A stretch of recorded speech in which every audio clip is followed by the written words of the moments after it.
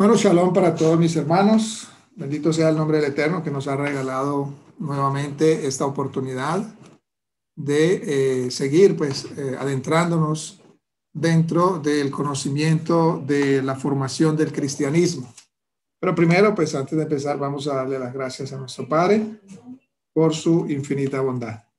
Padre, te damos las gracias en el nombre de Yeshua, el Mesías, por permitirnos llegar hasta este momento, Padre amado, por darnos ese querer como el hacer, de escudriñar la escritura, de escudriñar la historia, Padre amado, para conocer todas esas capas que han sido puestas, Padre eterno, en el mundo, y que a través de este conocimiento nosotros podamos también ayudar a otros a quitar todas esas capas de doctrina, de filosofía que han sido colocadas en la mente de las personas. Nuestro único objetivo, Padre amado, no es conocer, no es obtener un conocimiento, sino, Padre, ayudar, que ese conocimiento nos sirva para ayudar a otras personas, Padre eterno, que están quizás en un lugar donde una vez nosotros estuvimos y que usted por su infinita bondad nos ha sacado de allí. Gracias te damos, Padre eterno, por tu infinita bondad.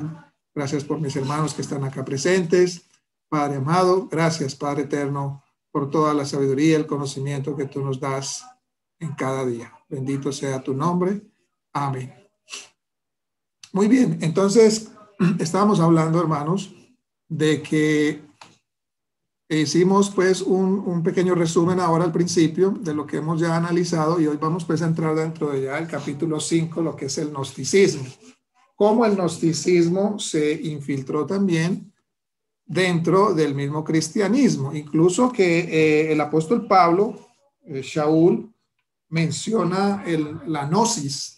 Gnosticismo viene de gnosis, lo menciona en su primera carta a Timoteo, el capítulo 6, verso 20, donde él dice: oh Timoteo, guarda lo que se te ha encomendado, evitando las profanas pláticas sobre cosas vanas y los argumentos de la falsamente llamada ciencia, ¿verdad? Cuando usted busca esa palabra ciencia en el griego, usted se va a dar cuenta que allí la palabra ciencia, según es usada en este contexto, es la palabra gnosis, ¿verdad? Que es un conocimiento, ¿no?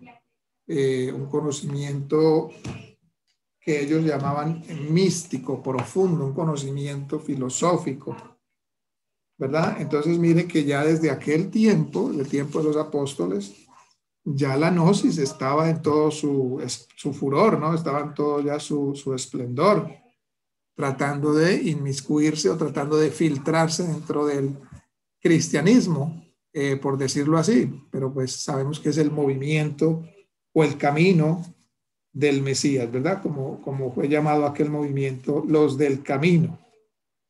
Bien, entonces el gnosticismo pues viene de la palabra gnosis, que quiere decir ciencia del saber absoluto, de un saber superior, de un conocimiento trascendental, que también denota el concepto o se deriva del concepto platónico dualismo cosmológico, ¿verdad? Esto pues son expresiones que de pronto hemos escuchado mencionar, pero de pronto no le hemos puesto mucha atención, pero que cuando entendemos lo que significa, pues verdaderamente se van a caer muchos dogmas que hemos traído nosotros, ¿no?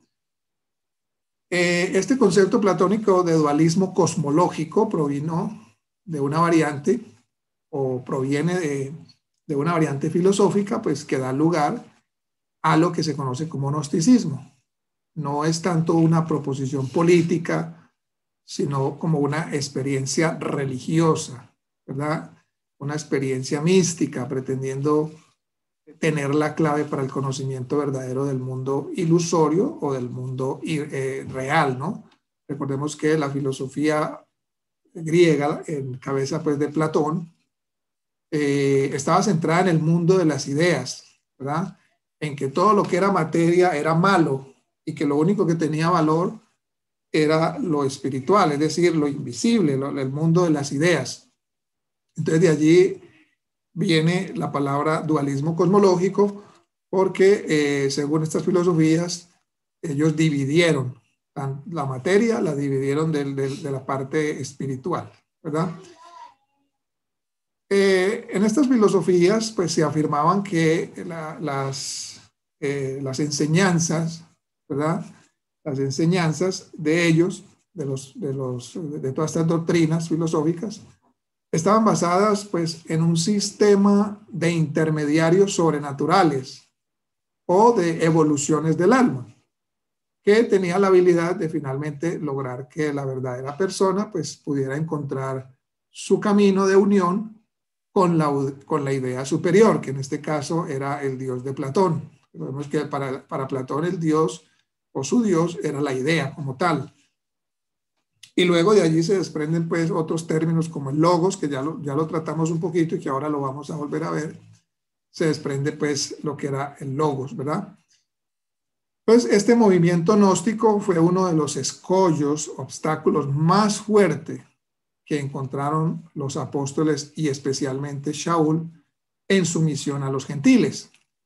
Recordemos pues la cita que les acabo de mencionar, pero también hay otra cita donde Pablo advierte en Colosenses capítulo 2, 8, que tradicionalmente ha sido conocido entre el cristianismo como un ataque al judaísmo, ¿verdad? Pero Pablo no se está refiriendo al judaísmo acá cuando él menciona en Colosenses capítulo 2, 8 lo siguiente. Él dice, mirad que nadie os engañe por medio de filosofías, miren ahí la palabra filosofías, de filosofías y huecas sutilezas según las tradiciones de los hombres, conforme a los rudimentos del mundo y no según el Mashiach, ¿verdad? Porque en él habita corporalmente toda la plenitud de la edad. Bueno, entonces allí se habla de filosofías y huecas sutilezas, ¿verdad? Shaul allí no está hablando de mandamientos, Shaul allí no está hablando en contra de el movimiento o más bien los mandamientos de Hashem, sino que él se refiere a filosofías y tradiciones conforme a los rudimentos del mundo, ¿verdad? Y aquí, pues más adelante vamos a ver que incluso él menciona ángeles, ¿verdad? Él menciona cosas como no manejar, no gustar, ni tocar en conformidad a mandamientos y doctrinas de hombres, cosas que todas se destruyen con el uso. Entonces allí, cuando vemos todo el contexto del capítulo 2 de Colosenses, pues Pablo se está refiriendo al movimiento gnóstico. Además que en Colosia era pues una provincia totalmente fuera de Israel. Esta era una provincia de gentiles. Entonces él allí le está escribiendo ¿a quién? A gentiles que habían conocido del Mesías, pero que también esa cultura pues había sido permeada con todas estas doctrinas filosóficas. Cuando nosotros leemos Colosenses y Timoteo, que los acabamos de mencionar, y pues si analizamos el tiempo en que esto se escribió, nos vamos a dar cuenta del choque que había entre lo que era la enseñanza o la predicación de Shaul y la realidad del gnosticismo. Los padres de la iglesia que fundaron el cristianismo histórico, todos ellos fueron formados en estos conceptos, ¿verdad? En los conceptos que ya vimos, el helenismo, platonismo, estoicismo y el gnosticismo. Por lo tanto, la influencia de todos estos conceptos, incluido el gnosticismo en el pensamiento cristiano, a partir del segundo siglo es incuestionable. El gnosticismo filtró e influyó en la fe de los padres de la iglesia, cuando ellos al convertirse al cristianismo traen consigo todas estas ideas y pues lo más natural que ellos hacen es tratar de aplicar todas estas ideas a la fe, ¿verdad? Ahora podemos hacer una pregunta. Si la filosofía era tan depurada, ¿qué fue lo que motivó a los filósofos a hacerse cristianos? ¿Verdad? Lo mismo pues que motivó a Filón, que era un filósofo, es decir, poder entrar en diálogo con el helenismo, es decir, tratar de encontrar bases o puntos de reconciliación entre la filosofía y la Torá o la escritura. Entonces los primeros creyentes de origen gentil que fueron alcanzados por los Sheliahim, o sea, los apóstoles o los discípulos de los apóstoles, se dieron cuenta que en la predicación y en las enseñanzas de Shaul se daba respuesta, o daba respuesta, ¿verdad? Que la filosofía no daba, ¿cierto? O sea, ellos pusieron mucha atención a las enseñanzas de Shaul y pudieron, digamos, discernir que lo que Pablo enseñaba, lo que Shaul enseñaba, daba muchas respuestas, ¿verdad? Muchas respuestas y a muchas preguntas que ellos tenían que la filosofía no les había podido dar. Y por lo tanto, pues esa respuesta alcanzó a muchos filósofos en la época de Shaul, y esto motivó a estos filósofos a ganarse a otros filósofos para el cristianismo. Ahora, ¿qué sucede entonces con todo esto? Que cuando todos estos filósofos se convierten al cristianismo y cuando comienzan las acusaciones del imperio contra el cristianismo, ellos creen su deber defender el cristianismo de esas acusaciones. Y es allí, en este punto, donde se forma el proceso de transferencia y de incorporación del lenguaje de la filosofía a la fe cristiana, que es exactamente lo que se está explicando en estos capítulos que hemos tratado. Ahora, ¿qué piensan los líderes cristianos que debe hacerse con los creyentes? Entonces ellos dicen, bueno, porque la mayoría de los cristianos eran vistos como ignorantes, como burdos, ¿verdad? Entonces estos líderes filósofos, para elevar un poco de estatus el cristianismo y para defender al cristianismo de que no eran tan ignorantes, pues ellos se proponen que elevarles el nivel intelectual a estos cristianos que eran acusados de ignorantes y plebeyos, enseñándoles filosofía. Ahora, ¿para qué? Pues para que el cristianismo pueda estar a la par con la filosofía y de esa manera eliminar la acusación de que los cristianos son, pues, una partida de ignorantes o de tontos, ¿verdad? Pues allí es cuando comienza a mezclarse conceptos filosóficos con las escrituras sagradas. Allí se empiezan a crear ritos, ceremonias de iniciación, ejercicios de meditación y concentración que pudieran demostrar a los sacerdotes del imperio, pues, que el cristianismo no es solamente igual, sino que es mucho más depurado que la religión pagana del Imperio Romano. Entonces, el gnosticismo no fue sino que una forma de platonismo que comienza a usar ahora un lenguaje cristiano y que también empieza a usar las escrituras como su base de datos, relacionando siempre la figura, la persona de Jesús con sus conceptos gnósticos. Entonces miren cómo empieza a mezclarse todo esto dentro del cristianismo, y esto pues incluso alcanza a estos tiempos, ¿no? A estos tiempos modernos, entre comillas, el cristianismo está totalmente mezclado. Claro, hay algunas cosas de verdad en el cristianismo, no vamos a decir que todo allí es falso, hay unas cosas que son verdaderas, pero hay mucha filosofía dentro del catolicismo romano como dentro del cristianismo protestante. Entonces aquí comienza a surgir dentro del cristianismo las ideas de los intermediarios, las ideas de santificación de los santos, las ideas del ascetismo. Todo esto es parte de la filosofía. El ascetismo religioso, es una religión de ejercicios espirituales y penitencias, ¿verdad? El ascetismo es muy usado y muy practicado dentro del catolicismo romano por los monjes, ¿verdad? Que se ponen penitencias, ¿sí? Hacen votos de pobreza, ¿verdad? Se autoimponen, digamos, este tipo de penitencias. Algunos se aíslan, ¿no? Se aíslan, se vuelven como ermitaños y se enclaustran, ¿no? Las monjas también lo hacen. Entonces, todo esto es parte de ese movimiento filosófico.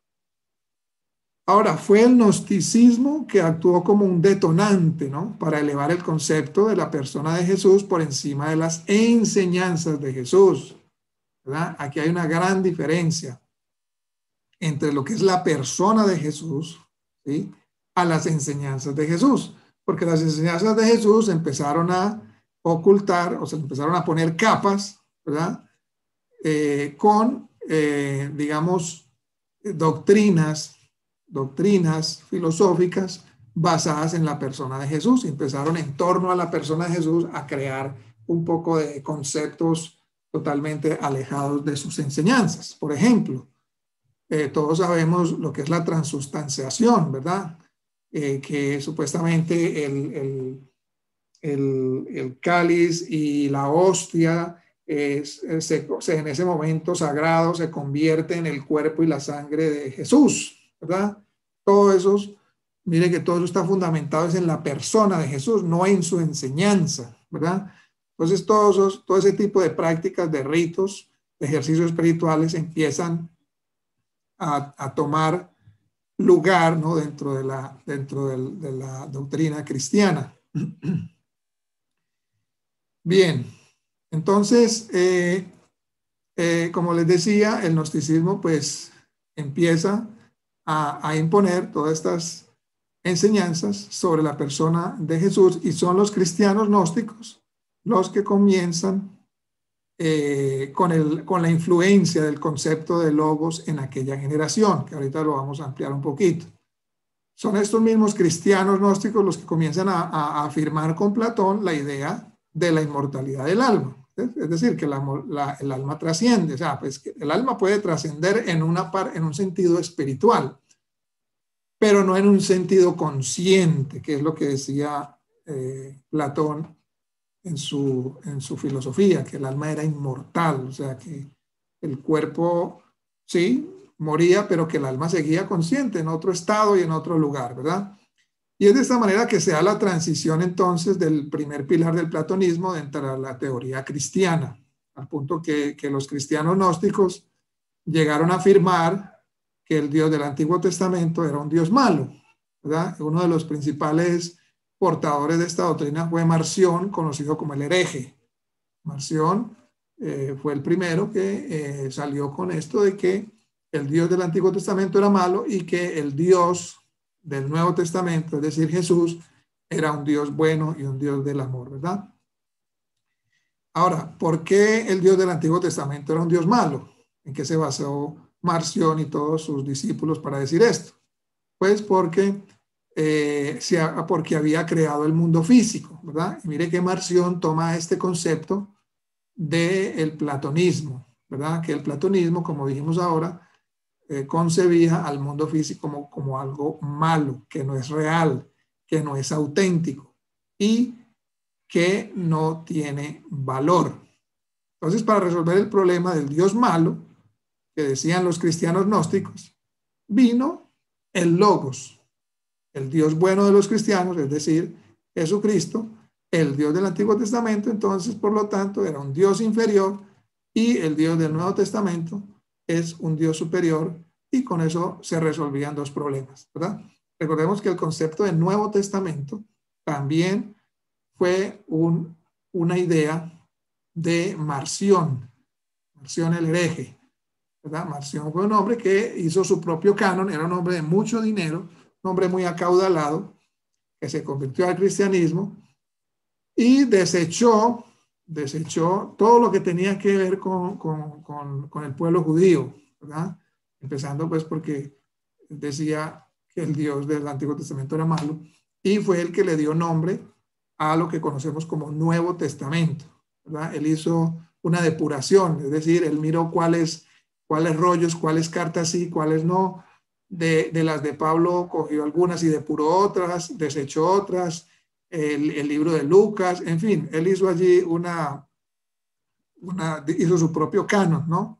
Pero obviamente pues esto no fue digamos que no fue lo predominante, pero sí sus conceptos hoy prevalecen dentro del cristianismo. Marción, no se les olvide, Marción el hereje. Bien, entonces decíamos que el Dios del Antiguo Testamento, del Nuevo Testamento, es un Dios superior, y que con eso se resuelven los problemas. Primero, Se quitaban de encima cualquier conexión con el judaísmo y con los judíos, lo cual pues era muy importante para tener una buena relación con el Imperio Romano, que era antijudío, antisemita por excelencia. Y segundo, al mismo tiempo, elevaban el cristianismo a un nivel no igual con la filosofía, sino superior a la filosofía, ¿verdad? Entonces ahí vemos pues cómo empieza, o más bien se empieza, sí, a consolidar, se empieza a consolidar el cristianismo como ya un movimiento apartado de sus raíces, ¿verdad? Con los conceptos extraños y ajenos a las enseñanzas de Yeshua, ¿no? Conocido en latín como Jesús, ¿verdad? Entonces, el gnosticismo se viene a apoderar de todos los nuevos conceptos cristianos como una defensa a todas aquellas acusaciones que tenían de ser una filosofía mediocre, y pues esta defensa no se hizo esperar, y estos nuevos conversos que tenían ideas maduras filosóficas, pues en su defensa, ¿no? Empezaron a propagar todo este tipo de enseñanzas. Ahora, conociendo el modo que la palabra logos fue vista de manera filosófica, recordamos que hablamos de Filón de Alejandría, que fue el primero que trató de introducir el término logos para reconciliarlo con la Torá. No, Filón nunca se convirtió al cristianismo, pues él nunca creyó en Yeshua, pero él sí tenía un conocimiento avanzado en la Torá, pero él quería reconciliar la Torá con la filosofía griega, ¿cierto? Él decía, Moisés era la Torá, ¿cierto? En el contexto hebreo, lo que Platón era la filosofía griega. Entonces él trató de reconciliar todos los conceptos o parte de los conceptos de la Torá con la filosofía griega, incluso pues equiparando a Moisés con Platón. O sea, como que ambos conceptos eran verdaderos. Entonces, ahora conociendo este modo, que la palabra logos fue vista de manera filosófica, como la idea detrás de la creación, podemos entender de dónde saca el cristianismo actual pues la interpretación de Juan 1.1. Juan 1.1, en la versión griega, dice: en un principio era el logos, y el logos estaba ante Dios, y Dios era el logos. La teología cristiana se ha servido del vocablo logos para designar a la segunda persona de la Trinidad, en este caso es al Hijo, al Verbo de Dios, Jesucristo, ¿cierto? Dentro de esa Trinidad. Pero ya sabemos que este concepto de logos estoico no puede ser aplicado para interpretar los escritos de Juan o de Yohanan, ¿verdad? Porque un judío, como era Juan, pues no podía aplicar filosofía griega a sus conceptos, porque fue un discípulo directo de Yeshua. Nosotros sabemos pues que Yeshua no enseñó filosofía, no enseñó conceptos griegos. De hecho, él no habló en griego, ¿verdad? Él habló en hebreo y en arameo. Entonces, Juan pues no podía aplicar este concepto logos de una manera filosófica, ¿verdad? Sus conceptos. Por lo tanto, el concepto de logos griego debe ser abandonado por aquellos que deseamos encontrar nuestras raíces en las enseñanzas de Yeshua y sus apóstoles.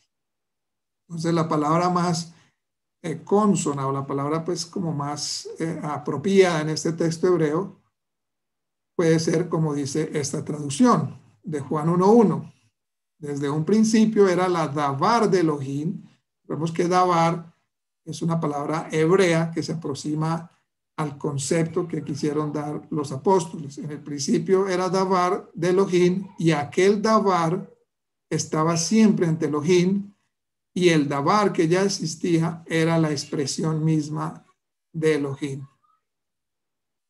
Donde davar significa palabra, palabras, una cuestión, una cosa, una causa, un cumplimiento, un decreto, un designio, un dicho, un discurso, un edicto, ¿verdad?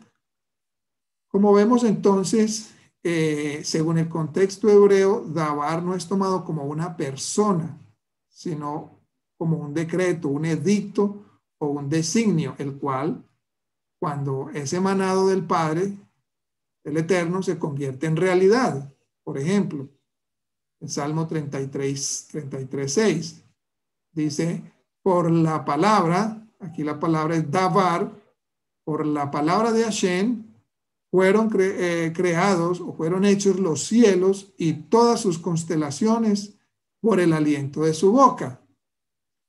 Entonces el davar de Hashem, del Eterno, su cumplimiento, el cumplimiento del davar de Hashem es una orden y se realiza, se crea o se forma.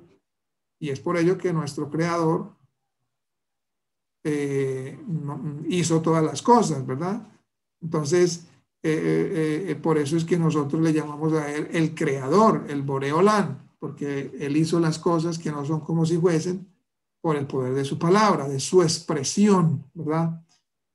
Entonces, nosotros, por ejemplo, fuimos formados por su Dabar, por su palabra. No es que Dabar sea un Dios aparte, que se formó un Dios de la Dabar. Es como, por ejemplo, si alguno de nosotros es el dueño de un negocio y le da una orden a un empleado, su palabra se cumple, ¿verdad? No porque sea una persona, un gemelo suyo, sino porque nosotros o el que da la orden, que es el dueño, pues la dio, ¿sí? Y de esto ampliaremos luego más adelante en otro comentario. Entonces, cuando una palabra sale o una orden, ¿verdad? Y se cumple, se hace realidad, ¿sí? Entonces, pero no es que esa palabra sea un Dios aparte o sea otra persona aparte. No, cuando el Eterno habló, vino a la realidad, vino a la existencia, ¿verdad? Su palabra, su aliento, pero no que esa palabra o ese aliento era un Dios aparte o era parte de una Trinidad, de ninguna manera. Yeshua dijo, Elohim es espíritu. Las palabras que yo os he hablado son espíritu y vida, y yo no hablo por mi propia cuenta. Lo que he oído de Dios, eso hablo. Entonces, podemos ver que la relación entre espíritu y palabra son la misma y que esta es la expresión de Hashem que estaba en Yeshua, ¿verdad? Es decir, espíritu y palabra, o sea, Dabar, vienen a ser lo mismo y esta expresión de Hashem estaba en Yeshua y puede estar en cualquiera de nosotros, ¿verdad? Obviamente, allí hay unos condicionamientos y unos requerimientos para que la Dabar de Hashem pueda, pueda estar en nosotros, ¿verdad? Y que nosotros seamos usados como boca de Hashem, así como los profetas también fueron usados como boca de Hashem para manifestar la voluntad del Eterno. Entonces, los cristianos gnósticos afirmaban que el alma humana estaba presa en el cuerpo malo y que necesitaban liberación y que la única manera de sacar el alma en ese estado de cautividad era siguiendo las instrucciones de un enviado o un iluminado o emisario superior venido del reino de la luz al reino de las tinieblas. Esos enviados o emisarios, los cristianos gnósticos los llamaban aeón, o sea, emanaciones, vida. Ahora, ¿qué significa aeón? Vamos a ver su concepto. La palabra aeón o aión significa edad, el siempre existente, la eternidad. Y estos enviados o emisarios llegaron a ser aplicados al poder eterno divino y a los atributos personificados de ese poder, de donde fue extendido para designar las emanaciones sucesivas de la divinidad que los gnósticos concibieron como los intermediarios necesarios entre lo espiritual y los mundos materiales, es decir, un intermediario. Y solamente ese aeón o aión o intermediario conocía los secretos de la elevación del alma y solamente este aión tenía la sabiduría escondida y solamente los maestros del cristianismo gnóstico tenían los secretos traídos por los aeones o intermediarios, ¿verdad? Entonces aquí vemos ya unos conceptos ya muy incluso, ¿no? Muy parecidos en algo al concepto de la cábala, ¿no? Bien, ¿de dónde vienen esos aeones o intermediarios? Vienen del mundo real de Platón. Ahora, ¿cuál era ese mundo real de Platón? El mundo de las ideas, como lo dijimos anteriormente. El mundo superior de las ideas, y este movimiento decía que había muchos intermediarios o muchos iluminados que eran mediadores que se les aparecían y visitaban a los filósofos. Y los filósofos estudiaban con ellos en experiencias extrasensoriales y estos filósofos pues habían desarrollado una capacidad para elevar sus almas y encontrarse con estos intermediarios quienes les enseñaban a ellos los secretos y estos filósofos a su vez con estos conocimientos los impartían a los discípulos para que ellos lograran también el proceso de evolución del alma. Según estos cristianos gnósticos, estos intermediarios preexistentes tenían 3 nombres básicos, ¿verdad?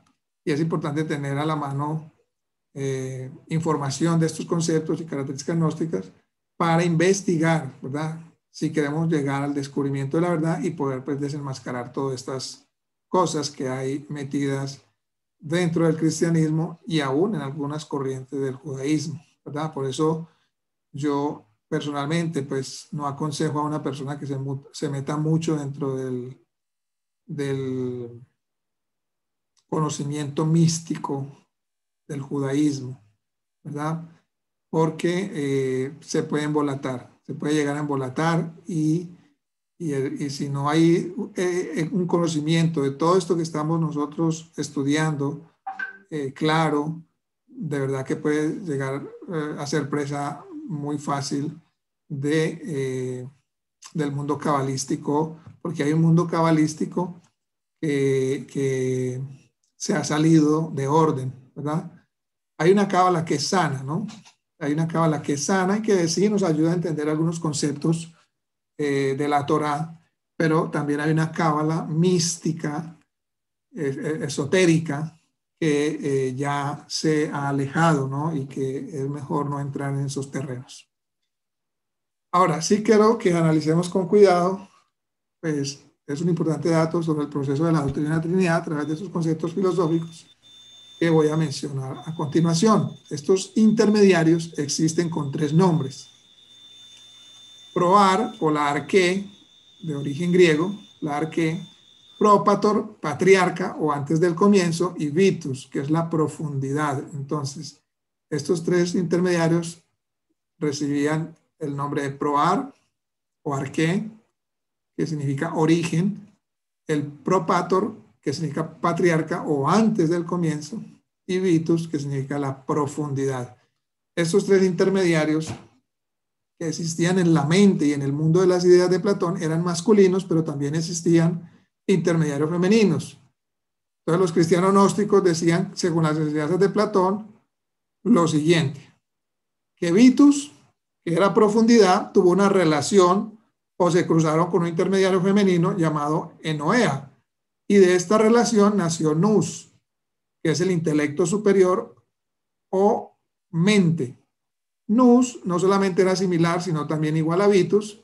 Ahora, ¿cuál era la importancia de Nous en el gnosticismo? Que Nous es el generador del universo, el creador del universo, ¿verdad? Y que este Nous se asocia con el espíritu y en la escala universal representa el infinito creador. Imagínense que allí hay, miren que allí hay unos conceptos muy parecidos, ¿no?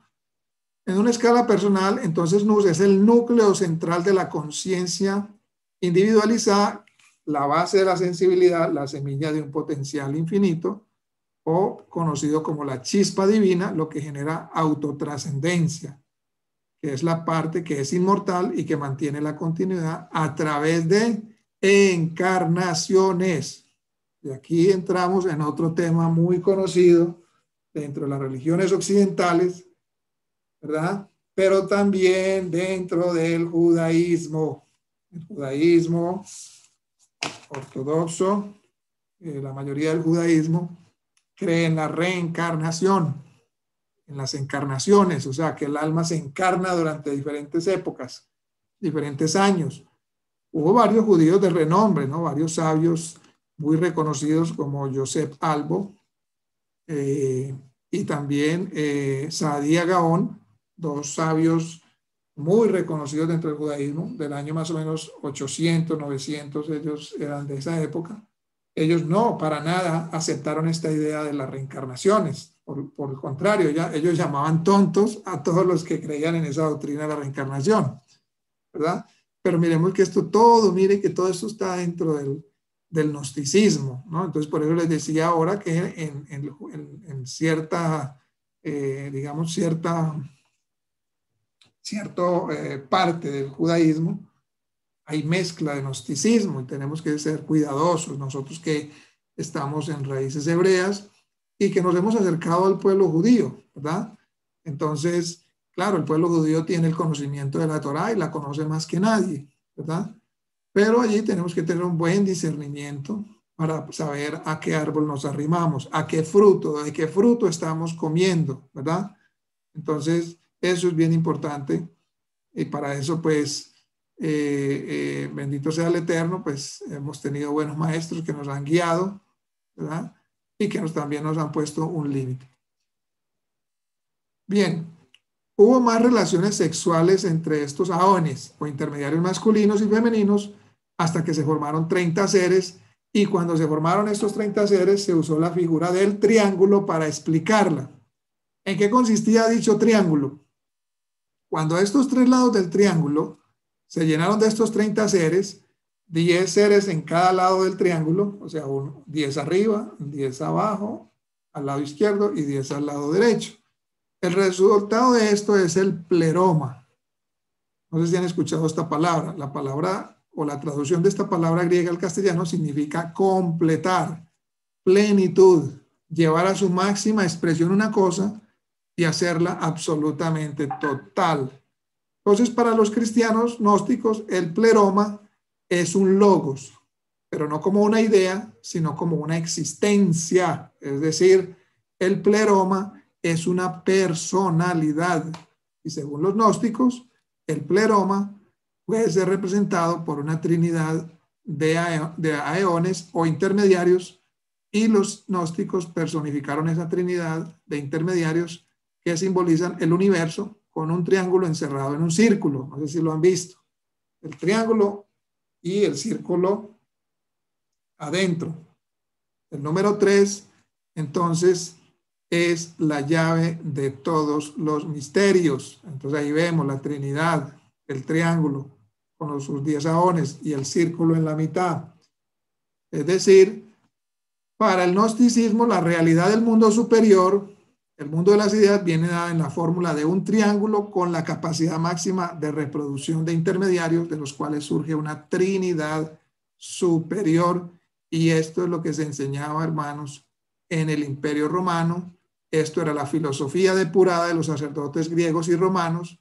Y cuando muchos filósofos gnósticos se encuentran con el cristianismo y con todas estas enseñanzas y procesos que acabo de explicar, y ellos basados en el hecho de que toda verdad no puede ser contradicha y que por lo tanto la verdad bíblica no puede estar en contradicción con la verdad de la filosofía, entonces comienzan a aceptar el cristianismo, pero a explicarlo desde su filosofía gnóstica, ¿verdad? Entonces allí entendemos cómo se mezcló esta idea de la Trinidad, cómo se mezcló esta idea de logos mal concebidos, ¿verdad? Por la filosofía griega y por las religiones paganas, romanas, y como hasta el día de hoy, lamentablemente, la mayoría de los cristianos están todavía imbuidos en estas doctrinas totalmente erradas.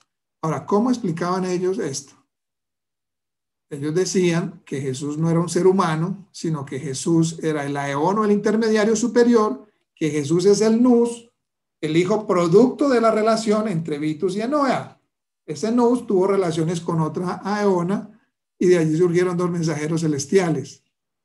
Primero Cristo y segundo el Espíritu Santo, ¿verdad? En el aeón del Logos, que es el Christos, entonces se lleva a cabo la separación entre la luz y la materia, que es la redención, ¿verdad?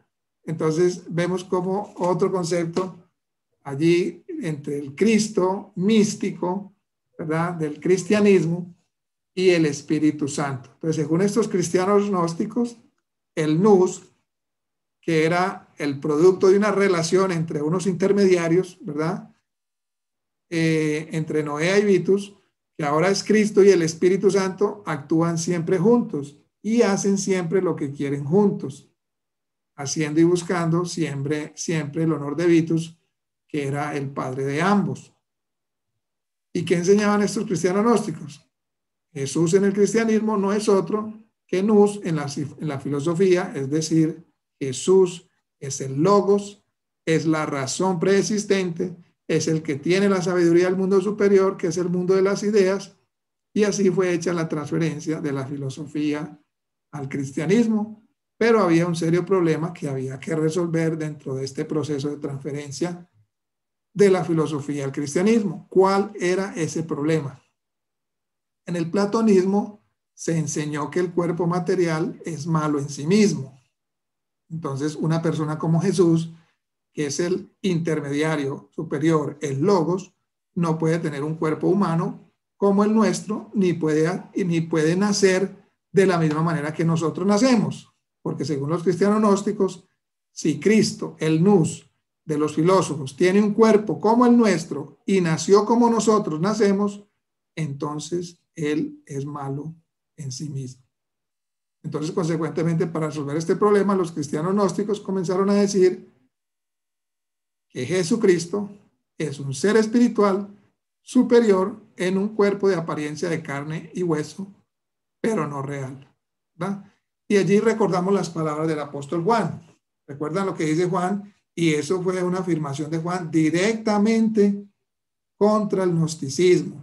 Si alguno dice que el Mesías no vino, ¿qué? En carne. Es el anticristo.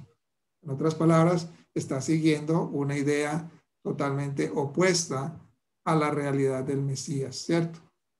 Entonces, estos gnósticos empezaron a decir y a proclamar que Jesucristo era un ser espiritual superior en un cuerpo de apariencia de carne y hueso, pero que no era real.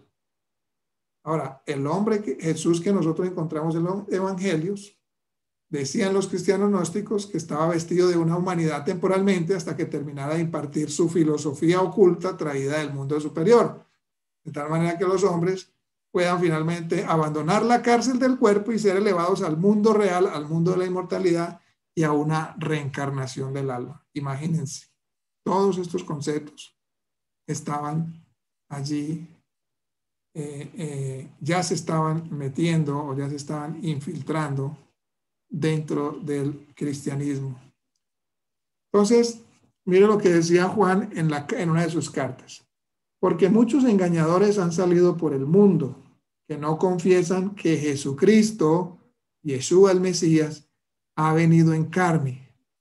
Quien esto hace es el engañador y el anticristo, o sea, el antimashiach, ¿verdad? Entonces allí vemos cómo Juan también directamente escribe contra esta doctrina gnóstica que ya estaba en todo su furor. Entonces, como el cuerpo humano se vio como algo malo en sí mismo, el gnosticismo cristiano pues creó dos movimientos. El primero, el movimiento ascético, que hablamos de él ahora, según el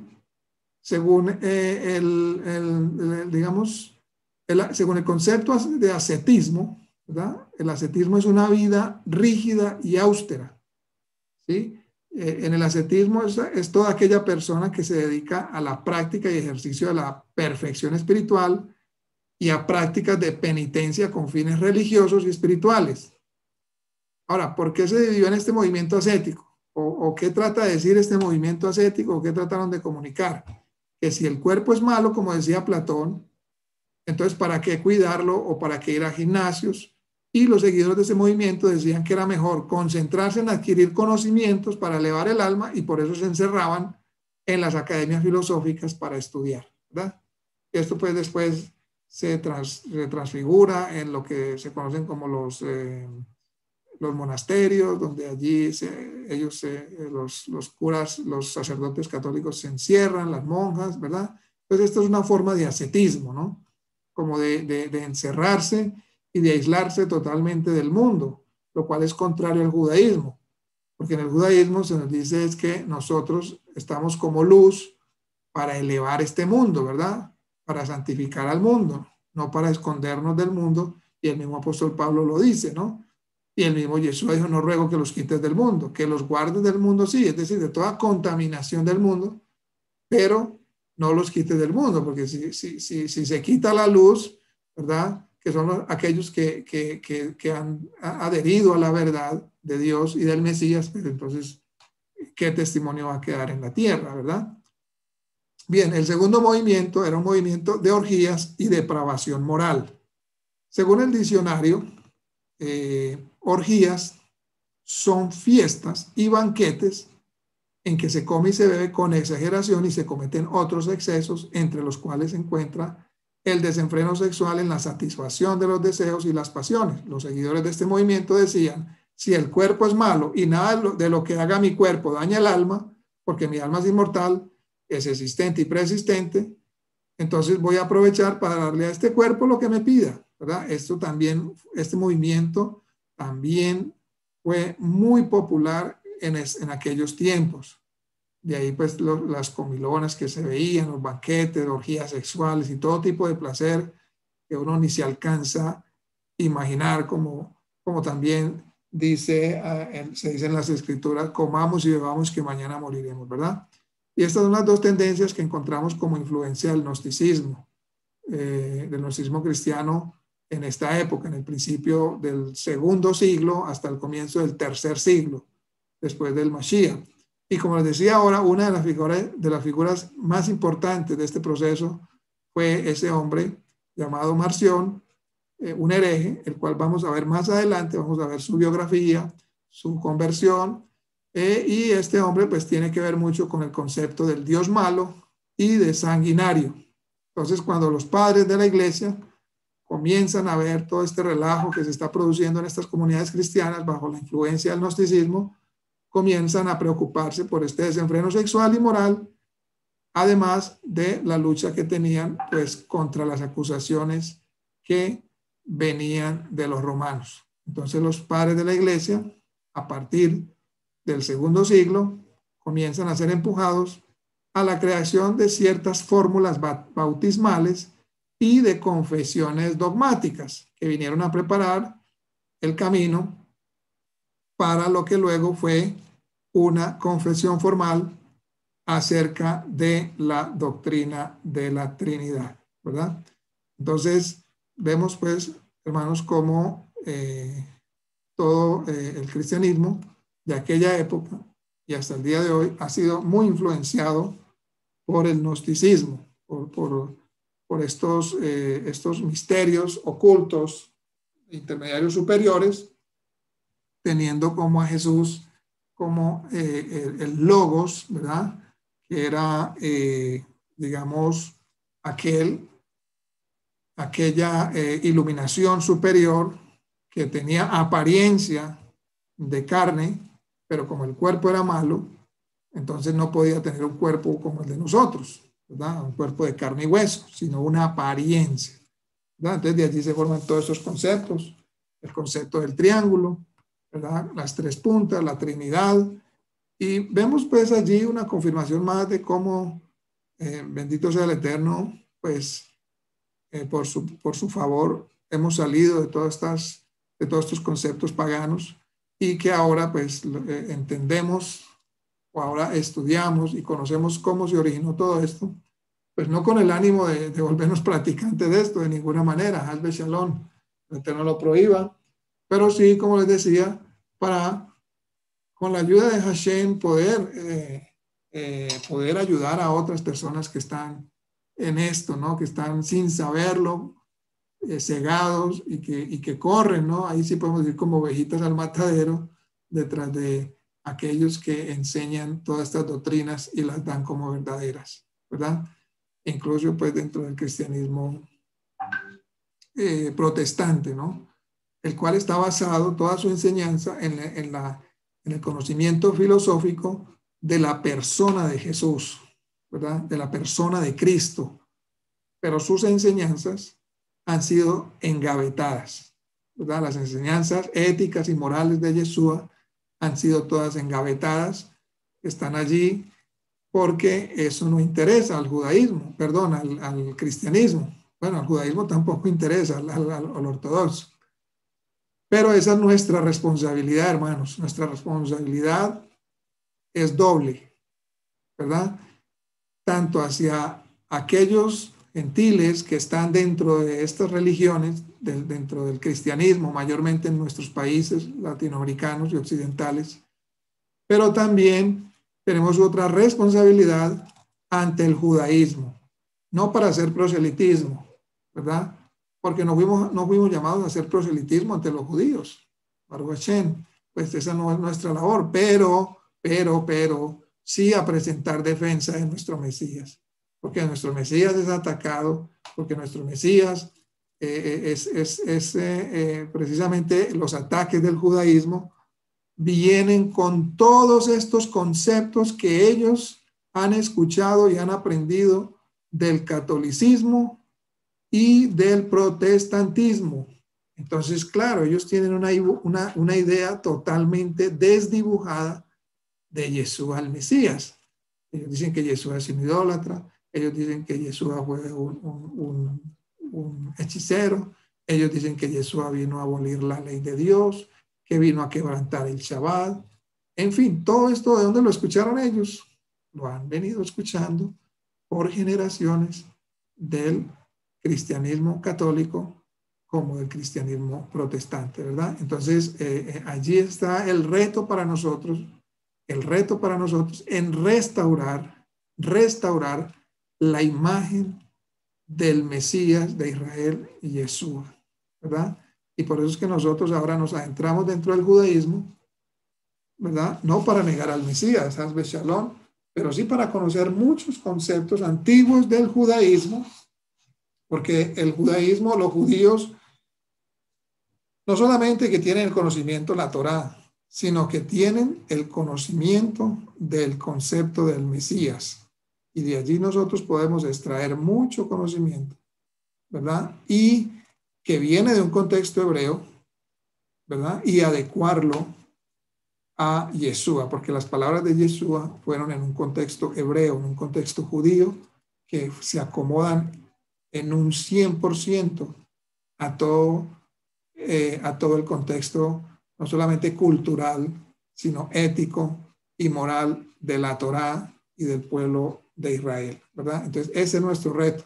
Nuestro reto es un reto doble hacia los judíos, presentar defensa del verdadero Mesías, de la imagen, restaurar la imagen de Yeshua dentro del pueblo judío, pero a la vez también ayudar a aquellas personas que están encerradas dentro del movimiento cristiano, dentro del movimiento religioso occidental, con todas esas capas de todo lo que hemos venido estudiando, de todas estas filosofías y doctrinas que se han mezclado con el cristianismo y que están allí impidiendo que sobre ellos les resplandezca una luz, ¿verdad? Entonces, esa es nuestra misión también, quitar esas capas que han sido colocadas sobre todas estas personas. La próxima semana, Baruch Hashem, si el Eterno nos lo permite, vamos a tocar el tema de las religiones de misterio. Capítulo 7, religiones de misterio, y capítulo 8, Filón de Alejandría. Aquí ya nos vamos a ir metiendo ya dentro de los personajes también que influenciaron mucho dentro del cristianismo, incluso dentro del judaísmo, como Filón de Alejandría. Vamos a ver otro concepto que es el neoplatonismo, y luego vamos a entrar ya dentro de el conocimiento de los padres apostólicos, como Clemente de Roma, Ignacio de Antioquía, Hermas de Roma, Barnabá. Luego vamos a entrar en los padres apologistas como Aristides, Justino Mártir, Tasiano, Atenágoras, Teófilo de Antioquia, Marción de Sinope, del que hablamos un poquito hoy, Montano, de donde surge el movimiento de lenguas, el que ha sido tergiversado también dentro del cristianismo.